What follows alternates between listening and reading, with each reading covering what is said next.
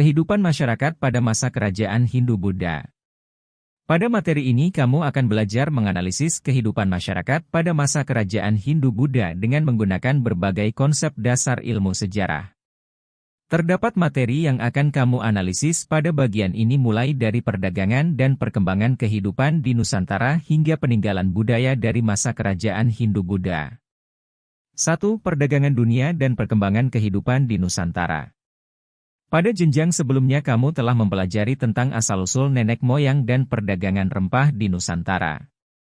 Sejak ribuan tahun lalu nenek moyang bangsa Indonesia sudah melakukan perdagangan antar pulau dengan komoditas atau barang dagangan berupa hasil bumi. Seiring berjalannya waktu, komoditas Nusantara mulai diperdagangkan secara internasional dengan komoditas unggulan berupa bahan wewangian dan pengawet, seperti kayu gaharu dan kapur barus. Jalur perdagangan yang sudah terbentuk sejak masa sebelum Masehi ini menjadi cikal bakal jalur rempah Nusantara yang makin berkembang hingga masa berikutnya. Memasuki abad Masehi, terdapat dua jalur perdagangan dunia yang menghubungkan beragam budaya dan peradaban dari wilayah Asia, Afrika, dan Eropa dengan komoditas seperti kain sutra, keramik, permadani, perhiasan, rempah-rempah, dan teh. Jalur pertama yang lebih dahulu muncul ialah jalur sutra darat yang komoditas utamanya kain sutra. Kemudian, muncul jalur sutra laut atau jalur rempah yang komoditas utamanya berupa rempah-rempah. Sebagai penghasil rempah-rempah, Nusantara menjadi salah satu wilayah produsen yang aktif dalam jalur perdagangan dunia tersebut. Pada perkembangannya, jalur perdagangan dunia bukan hanya berkaitan dengan ekonomi, melainkan menjadi media pertukaran budaya, agama, dan ilmu pengetahuan.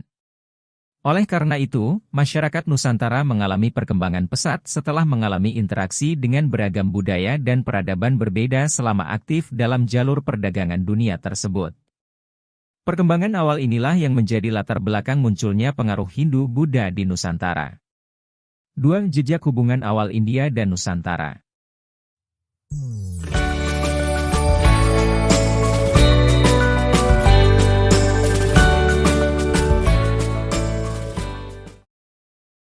Selama memasuki masa perdagangan internasional, masyarakat di Nusantara mengalami kontak secara langsung dengan berbagai peradaban yang sudah maju pada masanya, terutama peradaban Tiongkok dan peradaban India. Menurut Sejarah Nasional Indonesia, SNI, Jilid 2, hubungan dagang dengan India lebih dahulu berlangsung, bahkan sebelum jalur sutra melewati perairan Indonesia. Hal ini dapat dipahami karena sementara Tiongkok masih berdagang melalui jalur darat, pelaut-pelaut India dan Indonesia sudah berdagang melalui jalur laut. Letak India dan Indonesia secara strategis terhubung oleh perairan Samudra Hindia. Kepulauan Indonesia persis berada di sebelah tenggara dataran India. Informasi mengenai kontak awal India dan Nusantara juga terekam dalam kitab-kitab sastra dari India yang ditulis pada masa sebelum Masehi, bernama Kitab Jataka dan Ramayana. Kitab Jataka, atau dikenal sebagai Jataka Atakatha, merupakan kumpulan teks kuno yang menceritakan kehidupan Buddha Gautama. Penulis Kitab Jataka tidak diketahui secara pasti karena berupa kumpulan teks dari berbagai sumber yang ditulis dalam beberapa periode setelah wafatnya Buddha. Dalam kitab tersebut terdapat cerita mengenai negeri bernama Suvarnabhumi yang berarti negeri emas. Untuk mencapai negeri tersebut, para pelancong harus menempuh perjalanan yang penuh bahaya. Para ahli memperkirakan negeri tersebut berada di timur India dan merujuk pada kepulauan di Asia Tenggara. Kitab Ramayana karya pujangga India bernama Walmiki menceritakan kisah perjalanan Sang Rama, pangeran dari kerajaan Kosala, terletak di India Utara.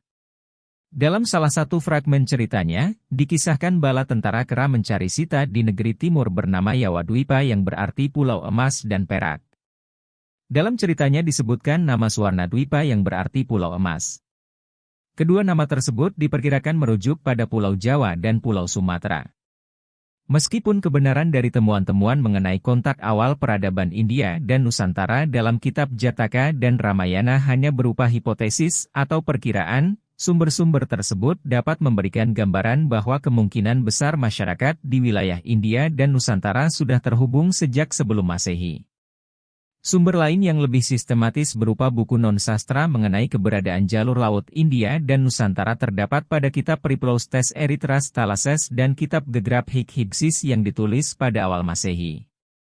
Periplus Erythras Thalases atau Periplus dari Laut Merah merupakan naskah kuno berisi catatan perjalanan dagang di sekitar Laut Merah, Laut Arab, hingga Samudra Hindia pada masa Yunani Romawi. Naskah ini diperkirakan disusun oleh beberapa penulis dalam periode tertentu. Kitab ini berisi informasi mengenai rute perdagangan, pelabuhan, dan barang dagangan di sekitar Afrika Timur hingga Asia Selatan.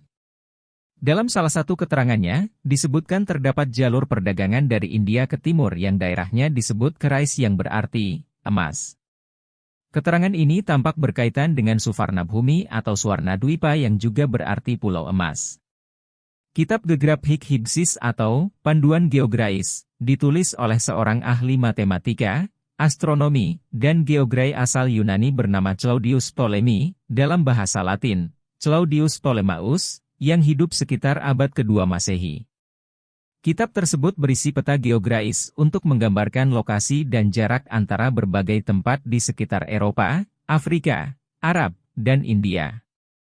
Meskipun belum terdapat keterangan yang jelas mengenai Kepulauan Asia Tenggara, Ptolemy mendapatkan informasi dari para pedagang mengenai tempat-tempat di timur India yang berhubungan dengan emas dan perak. Tempat-tempat tersebut kemudian ia sebut dengan nama Argychora, negeri perak, Kerais Chora, negeri emas, dan Kerais Chersonesos, semenanjung emas. Menariknya, kitab tersebut secara jelas menulis sebuah tempat bernama Iabio yang memiliki kesamaan makna dengan Yawadwipa. Informasi dari kitab Jataka, Ramayana, Periplus Erythras Thalases dan Geographic Hyksos memberikan kita gambaran bahwa pada awal Masehi wilayah Nusantara sudah terkoneksi dengan bangsa lain, terutama India. Hubungan awal peradaban Nusantara dengan India menjadi cikal bakal proses masuknya pengaruh corak kebudayaan Hindu-Buddha di Nusantara. Setelah memiliki hubungan selama berabad-abad, bukti sejarah menunjukkan bahwa pada sekitar abad ke-4 Masehi sudah berdiri kerajaan bercorak Hindu di Nusantara dengan ditemukannya 7 buah yupa, prasasti tegak, di Kutai, Kalimantan Timur. Penemuan yupa menandakan bahwa pengaruh budaya Hindu sudah diterima oleh masyarakat Nusantara hingga memengaruhi bentuk pemerintahannya. Mari kita perhatikan terjemahan transkripsi dari salah satu yupa yang diperkirakan berasal dari abad ke-4 Masehi berikut. Sang Maharaja Kundungga, yang amat mulia, mempunyai putra yang masyhur, Sang Aswawarman namanya, yang seperti Sang Ansuman, Dewa Matahari, menumbuhkan keluarga yang sangat mulia. Sang Aswawarman mempunyai putra 3, seperti api, yang suci, 3. Yang terkemuka dari ketiga putra itu ialah Sang Mulawarman, raja yang berperadaban baik, kuat, dan kuasa. Sang Mulawarman telah mengadakan kenduri, selamatan yang dinamakan, emas amat banyak. Buat peringatan kenduri, selamatan, itulah tugu batu ini didirikan oleh para Brahmana. Dari yupa, informasi yang dapat diperoleh sebagai berikut. Yupa ditulis oleh para Brahmana. Artinya, sudah terdapat lapisan masyarakat yang menjadi ciri khas dari struktur sosial masyarakat Hindu. Kasta Brahmana menempati kelas sosial tertinggi dalam masyarakat. B. Raja Aswawarman diidentikan dengan Dewa Matahari. Artinya, sudah terdapat konsep kerajaan yang memandang seorang raja sebagai titisan dewa.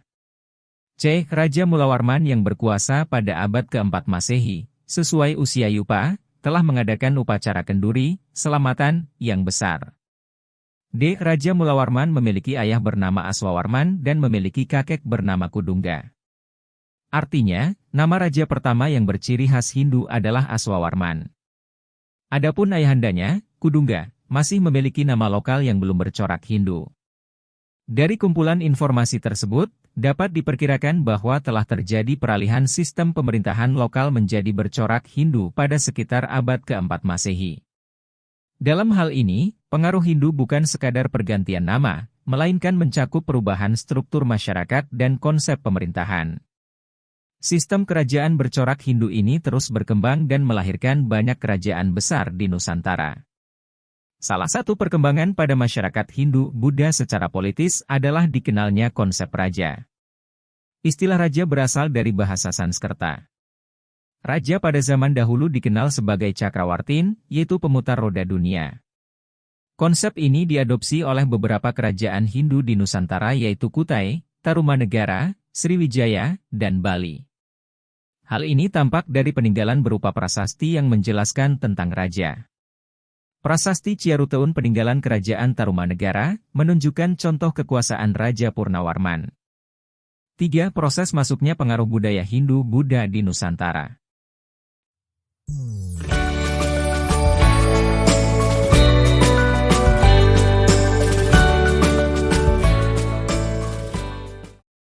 Adanya hubungan antara wilayah Nusantara dan India yang berlangsung selama berabad-abad memberikan pengaruh bagi perkembangan kebudayaan di Nusantara. Meskipun demikian, belum diketahui secara pasti siapa yang awalnya menyebarkan budaya serta agama Hindu dan Buddha di Nusantara. Terkait dengan hal ini, muncul beberapa hipotesis dari para ilmuwan India dan Belanda, yakni R. C. Majumdar, J. C. van Leur, N. J. Krom, dan F. D. K. Bosch. Menurut R. C. Majumdar, sejarawan India, kemunculan kerajaan Hindu di Nusantara dipengaruhi oleh kedatangan para prajurit atau kaum kesatria. Para prajurit tersebut membangun koloni-koloni di Nusantara. Namun, pendapat ini belum didukung data yang cukup. Belum ada temuan arkeologis yang menunjukkan keberadaan koloni prajurit di Nusantara. Teori peran para kesatria ini dikritik oleh N.J. Krom yang berpendapat bahwa golongan pedaganglah yang menjadi golongan terbesar di Nusantara. Menurut Krom, para pedagang dari India yang mencari bahan baku di Nusantara tinggal menetap dan menikahi masyarakat lokal. Golongan inilah yang membawa pengaruh Hindu yang selanjutnya berkembang di Nusantara. Van Leur mengajukan keberatan terhadap hipotesis kesatria dan hipotesis Waisya. Menurutnya, tidak ada bukti atau catatan sejarah bahwa bangsa India pernah mendirikan koloni atau mendapatkan kemenangan di Nusantara. Ia juga melihat bahwa para pedagang tidak memiliki cukup kemampuan untuk menyebarkan agama, mengingat kitab suci agama Hindu pada saat itu hanya didalami oleh kaum Brahmana. Van Leur berpendapat bahwa pengaruh Hindu dibawa oleh para pemuka agama atau golongan Brahmana yang diundang oleh para penguasa di Indonesia. FDK Bosch mendukung pendapat Van Leur karena sifat unsur-unsur budaya India di Indonesia hanya dapat disebarkan oleh kaum Brahmana atau pemuka agama. Ia mengajukan istilah Fecundation atau penyuburan untuk menjelaskan proses penyebaran agama dan kebudayaan Hindu-Buddha di Indonesia. Menurut FDK Bosch, tahap awal penyuburan yang mungkin terjadi adalah penyebaran agama Buddha karena awal hubungan dagang Indonesia dan India bertepatan dengan perkembangan agama Buddha.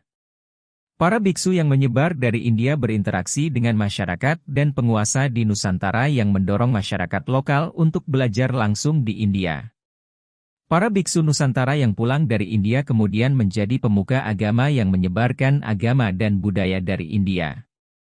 FDK Bosch menyebut gejala sejarah ini sebagai arus balik, countercurrent. Penyuburan berikutnya adalah penyebaran agama dan kebudayaan Hindu yang dilakukan atas inisiatif para penguasa di Nusantara dengan mempelajari agama Hindu secara langsung ataupun dengan mengundang pendeta Hindu untuk melakukan upacara keagamaan di Nusantara. 4. Berdirinya kerajaan-kerajaan Hindu-Buddha di Nusantara. Awalnya kerajaan-kerajaan Hindu-Buddha di Nusantara berdiri di sekitar pesisir yang menjadi pusat perdagangan atau dilalui lalu lintas perdagangan yang ramai. Pada perkembangannya, beberapa pusat kerajaan mulai muncul di daerah pedalaman. Beberapa kerajaan muncul dengan wilayah kekuasaan terbatas, sementara beberapa lainnya memiliki wilayah sangat luas. Kerajaan-kerajaan tersebut di satu waktu memerintah secara bersamaan di wilayah yang berbeda, sementara kerajaan yang lain memerintah silih berganti di satu wilayah yang sama. Sejarawan asal Inggris O. Walters menjelaskan tentang pola penyebaran dan pengaruh kekuasaan kerajaan Hindu-Buddha di Asia Tenggara dengan konsep mandala. Mandala dalam bahasa Sanskerta berarti lingkaran. Konsep mandala menggambarkan pengaruh kekuasaan politik antara kerajaan pusat, induk, dan kerajaan bawahan yang tunduk pada pusat kekuasaan. Hubungan antara kerajaan pusat dan kerajaan bawahan mirip dengan negara seperti pemerintah pusat dan daerah. Kerajaan bawahan biasanya wajib memberikan upeti tujuannya agar mendapatkan perlindungan. Perhatikan gambar peta berikut untuk memahami pengaruh Mandala antar berbagai kerajaan di Nusantara. Mandala Kedatuan Sriwijaya berkembang pada abad ke-7 hingga ke-10. Sementara itu, Mandala Kerajaan Majapahit berkembang pada abad ke-13.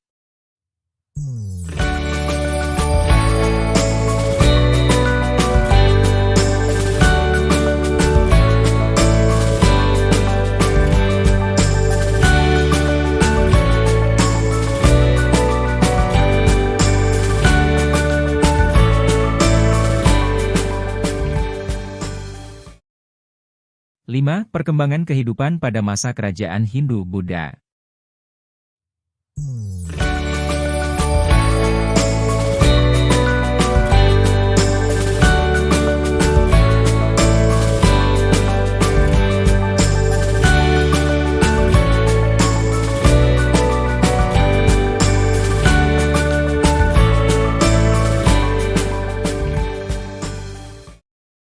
Kehidupan di Nusantara pada masa kerajaan Hindu-Buddha berlangsung dalam kurun waktu sangat panjang, dari abad ke-4, berdirinya kerajaan Kutai, hingga abad ke-16, runtuhnya kerajaan Majapahit.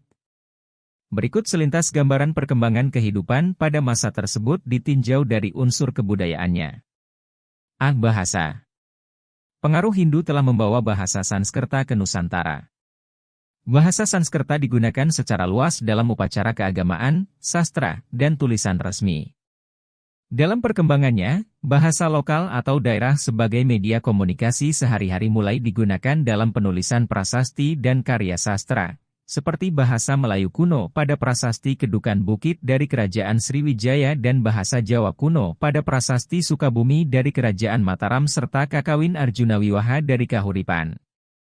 Bahasa Sanskerta kemudian diserap dalam kosakata bahasa daerah dan bahasa Indonesia. B. Sistem pengetahuan.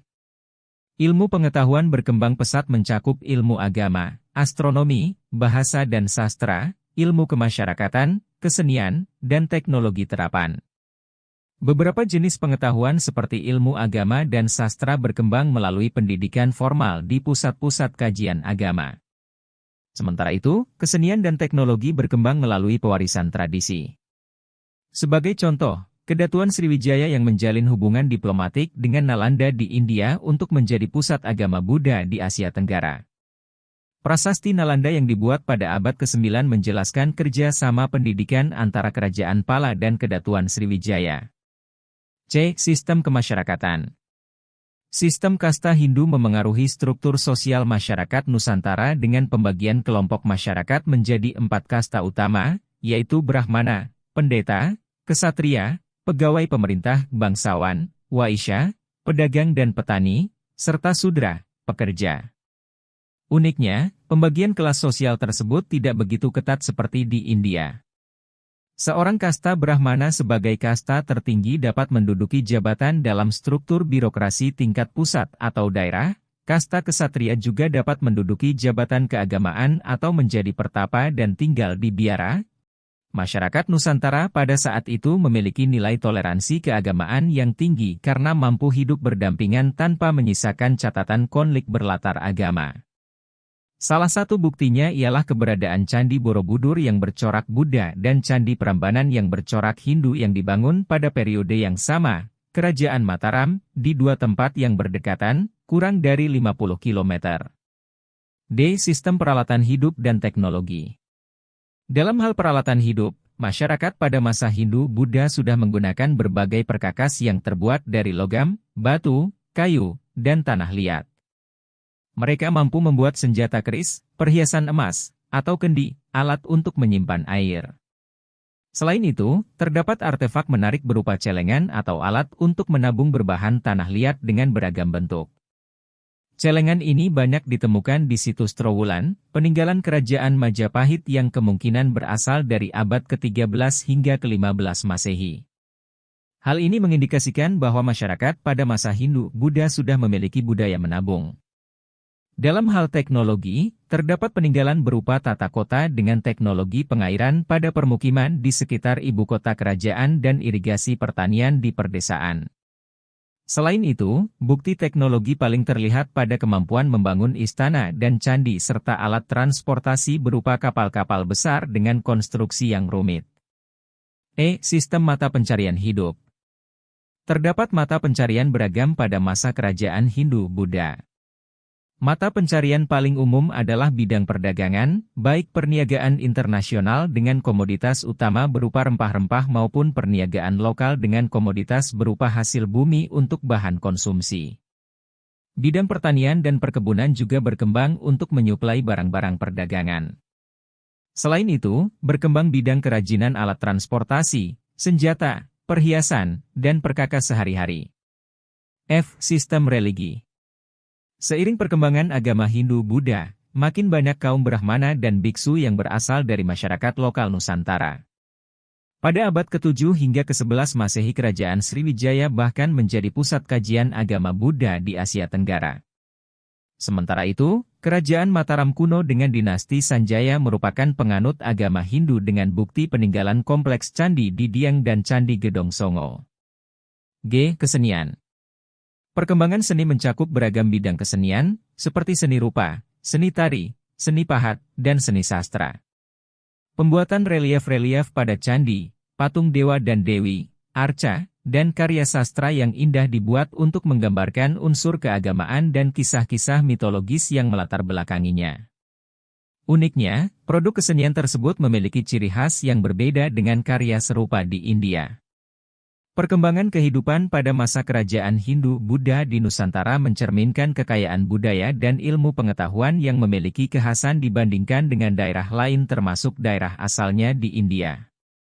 Peninggalan-peninggalan sejarah dari masa tersebut masih dapat ditemukan di wilayah Nusantara dan menjadi bukti kejayaan budaya Hindu-Buddha pada masa lalu. 6. Peninggalan budaya masa kerajaan Hindu-Buddha.